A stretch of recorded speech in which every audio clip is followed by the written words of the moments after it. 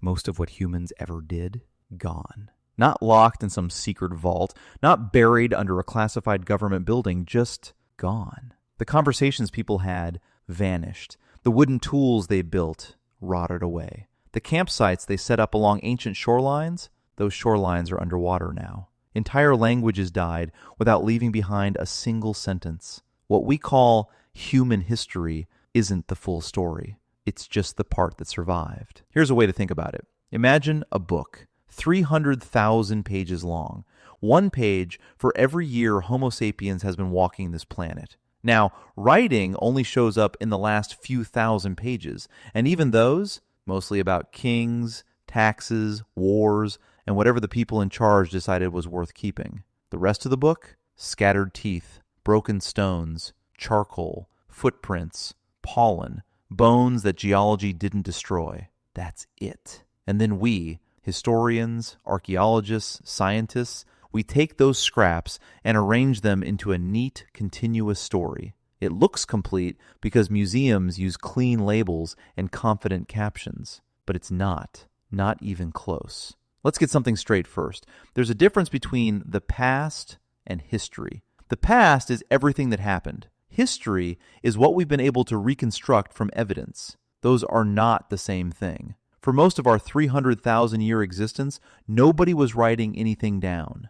That doesn't mean people didn't have rich, complex lives. Oral cultures passed down genealogies, migration stories, laws, rituals across dozens of generations. That stuff was alive. But here's the problem. An oral tradition requires another person to carry it forward. A clay tablet can sit underground for 4,000 years and still be readable. A story needs a human voice. When the language dies or the community is wiped out, the whole archive disappears. No shelf, no backup, just silence. And that's why language might be the single biggest thing we're missing. Thousands of languages must have existed before anyone invented writing.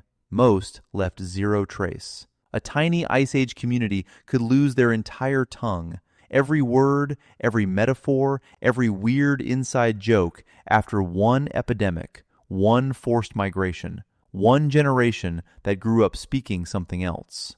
Gone. Just like that. Now, even when people did start writing things down, it wasn't exactly a balanced news report. The earliest writing systems, in Mesopotamia, for example, developed because cities needed to track stuff. Barley, labor, livestock, taxes. Writing was basically spreadsheets before computers. The farmer shows up in the record when grain gets collected. The laborer shows up when rations get issued. The poor show up when someone counts them. So written history isn't just incomplete, it's socially tilted. The people who had the most power to write things down also had the most power to decide what counted as important. We know the names of kings whose entire lives depended on thousands of people whose names are completely lost. We know the outcome of battles without ever hearing from the person who was ordered to stand in the front row. What did ordinary people actually talk about? What games did kids invent? How did neighbors patch things up after a fight?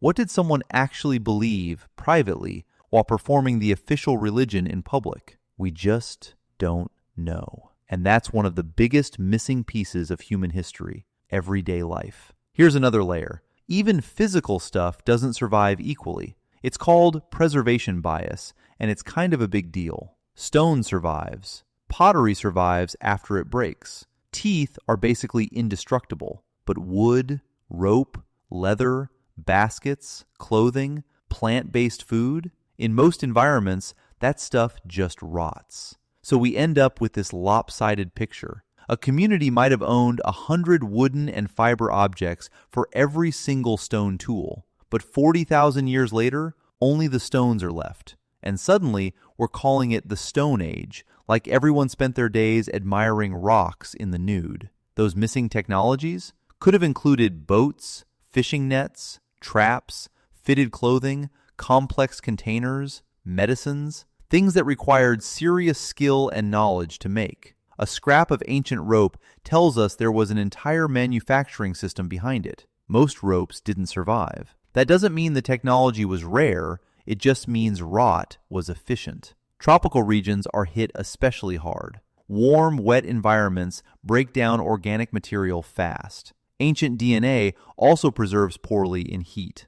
That's why cold caves in Europe have given us spectacular ancient genomes, while huge parts of Africa, Southeast Asia, and South Asia remain mostly invisible in the genetic record. But here's the thing. Africa has the deepest human diversity. It contains the central chapters of our species' story. The blank spots on the genetic map aren't places where nothing happened. They're places where the evidence died first. And then there's what's literally underwater. During the last ice age, sea levels were roughly 400 feet lower than they are today. Massive coastal plains with rivers, camps, fishing grounds, migration routes were above water. Then the ice melted. The sea rose, and all of it got swallowed. Here's why that matters. Humans love coastlines. They're rich in food, easy to travel along, full of resources. If our ancestors moved across continents by following shorelines, and a lot of evidence suggests they did, then many of the places they stopped along the way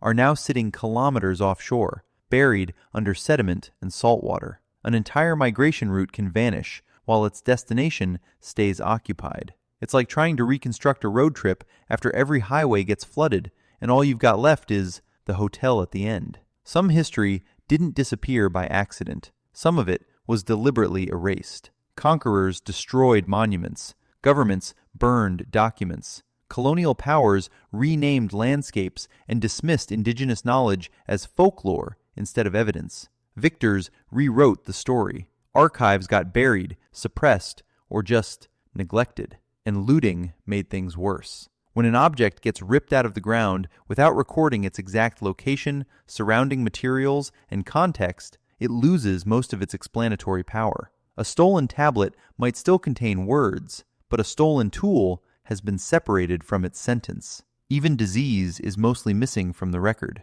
Most infections don't leave a mark on bone. Someone could die from a fever, an infection, or a respiratory illness, and their skeleton would look completely normal. An epidemic could sweep through an entire region without leaving a mass grave or a single written account. Population collapse might look like migration. Abandoned settlements might get blamed on climate change. History records armies because armies carry flags. Microbes invade without uniforms. And innovation? The first inventor of almost anything is basically unidentifiable. The earliest object we found isn't the first one ever made. It's just the oldest one that survived and happened to get discovered. The first boat, the first net, the first lullaby, the first medicine that actually worked. We can sometimes figure out minimum ages for these things. We almost never find the actual birthday. This is why headlines saying a new discovery rewrites human history are both dramatic and occasionally accurate. The timeline was never a complete line. It was always a rough sketch, minimum dates, uncertain labels, and gaps we accidentally mistook for boundaries. Here's the thing though, the blank spaces are real, but they're not an invitation to just make stuff up. Whenever the record gets thin, someone shows up claiming there was an advanced, lost civilization, or forgotten technology, or a mysterious people erased without a trace. The argument always relies on absence. We haven't found the evidence because it was destroyed. But large, complex societies leave wide footprints. Mining, agriculture, trade, genetic movement, altered soil. You can't reorganize continents and disappear so completely that all you leave behind is a few ambiguous rock formations. Missing history is real. It's just not a blank stage where any story gets to be equally likely. The responsible mystery starts with evidence. And the good news? The evidence is growing faster than ever before. Ancient DNA, protein analysis, underwater surveys, sediment sampling. We're recovering voices we thought were gone forever. The story isn't finished. It's just that most of it hasn't been found yet.